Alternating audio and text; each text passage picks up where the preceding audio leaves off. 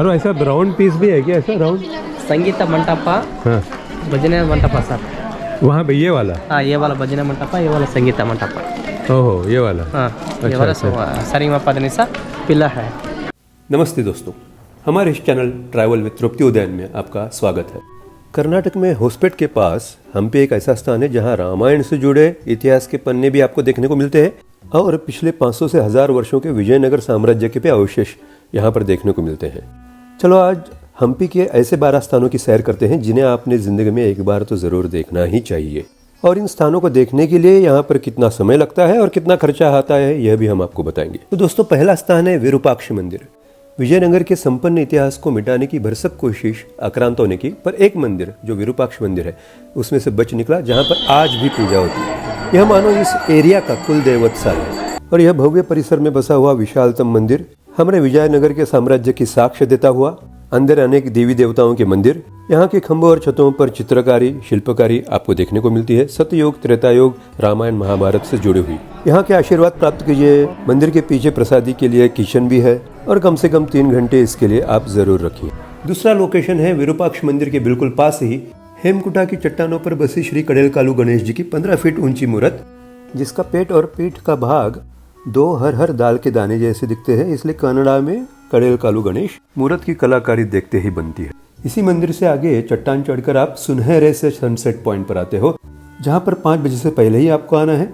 ऊपर घूमने के लिए बहुत अच्छा परिसर है। हनुमान जी का एक पुराना मंदिर भी दिखता है और पुराने राजमहल के यहाँ पर काफी सारे अवशेष भी देखने को मिलते हैं।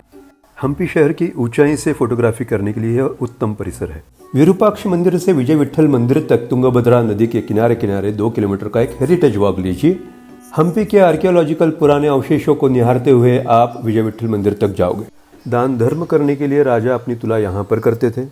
1008 शिवलिंगों का यहाँ पर एक सुनहरा लोकेशन, और यहीं पर तुंगभद्रा नदी के किनारे आपको यह जो ऊंचा पर्वत दिख रहा है, यह ऋष्यमुख पर्वत, यही वह पावन जगह जहाँ श्री राम जी की भेंट श्री हनुमान जी से पहली बार हुई थी।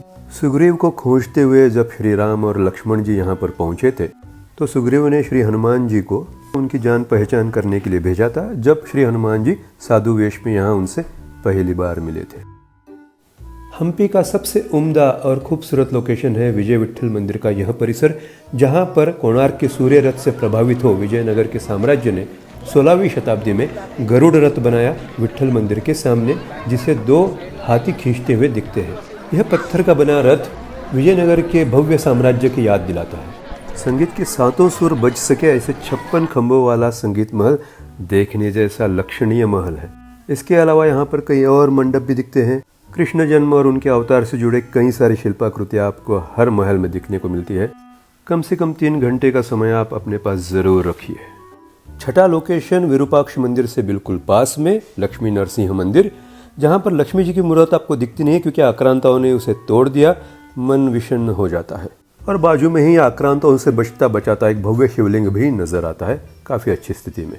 7वां स्थल एक बड़ा सा लोकेशन है, जहाँ पर 8 से 10 विजयनगर साम्राज्य के संपन्न धरोहर को दर्शाते यह भग्नावशेष देखने के लिए चाहे तो 1 दिन 2 दिन भी लग सकते, पर आपने 1-2 पैर रखनी ही चाहिए।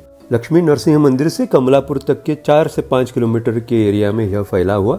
रास्ते के दोनों तरफ, एक तरफ रंग Mandir, Kamal Mahal, queen's octagonal bath, queen's palace, Hazararama, राजा का पैलेस, पुष्करिणी, और दूसरी तरफ भोजनशाला जहाँ पर सरदार सैनिकों के लिए उत्तम व्यवस्था की हुई। यह सारे भग्नावशेष विजयनगर के साम्राज्य की संपन्नता को दर्शाता आज भी ऊंचे सर से खड़ा है। इसके आगे के 5 लोकेशन किष्किंधा से जुड़े हुए। यही वह नगरी जो वानरों की राजधानी हुआ करती थी रामायण काल में, और यहीं पर अंजनाद्रि पर्वत है जहाँ पर श्री हनुमान जी का जन्म हुआ।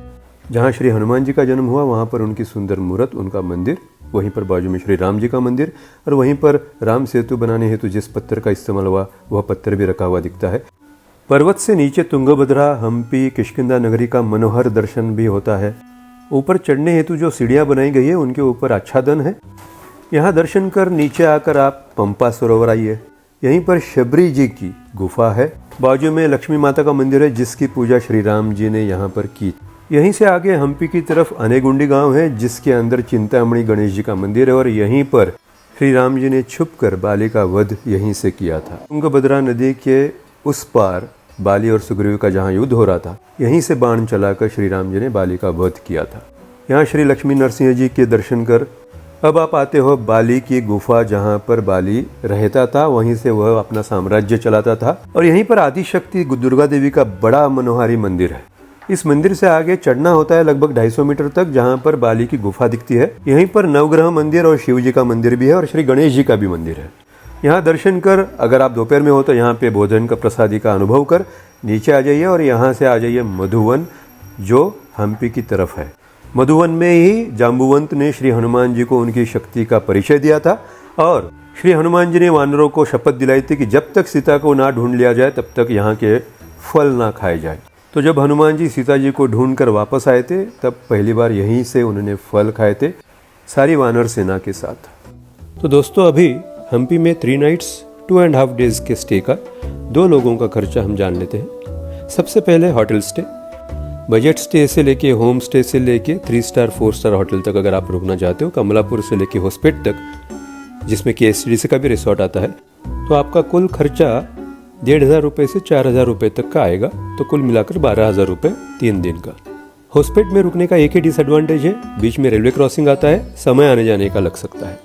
स्पेशली सनराइज के लिए जब आप 5 साढ़े 5 बजे ही निकलना पड़ता है तो आपको समय का ध्यान रखना पड़ता है। इसके बाद में फूड का खर्चा, खाने पीने का खर्चा, 3 nights 2.5 days, road side restaurants, कुछ अच्छे होटल, KSTDC जैसे होटल में ऑल मील स्टे, दिन भर में चाय, कुछ नाश्ता, तो इसका खर्चा आपको 2,000 से 5,000 तक आ सकता है 2.5 डेज का मिला के। इसके अलावा लोकल गाइड्स, लोकल रिक्शा करते हो, एंट्री फीस, कैमरा की फीस, यह खर्चा आपको लगभग 3,2500 से 3,500 तक आ सकता है। विरूपाक्ष मंदिर, विट्ठल मंदिर और रंग मंदिर, पुष्करणी के यहाँ पर आप गाइड जरूर कीजिएगा। तो कुल खर्चा 8,500 से 18,500 तक 3 नाइट्स 2.5 डेज 2 लोगों के लिए। तो दोस्तों हम यह वीडियो यहीं पर समाप्त करते हैं। हम आशा करते हैं कि आपको हम्पी में रहने का कुल खर्चा, यहाँ पे कौन से स्थल देखे, इनका महत्व क्या है, यह पूरी जानकारी इस वीडियो में ज़रूर मिल गई होगी। और दोस्तों भूलिएगा नहीं, सब्सक्राइब कीजिए, सब्सक्राइब करवाइए, शेयर कीजिए अपने दोस्तों के साथ। सब्सक्राइब करने का कोई खर्चा पड़ता नहीं है दोस्तों, लाइक शेयर कमेंट करने का भी कोई खर्चा पड़ता नहीं है। हम आपके सहकार्य की अपेक्षा करते हैं। अपना और अपनों का ख्याल रखिएगा। फिर मिलेंगे अगले वीडियो में, ऐसे ही किसी दिलचस्प स्थान की हम जानकारी आपके लिए लेकर आएंगे। धन्यवाद, नमस्कार।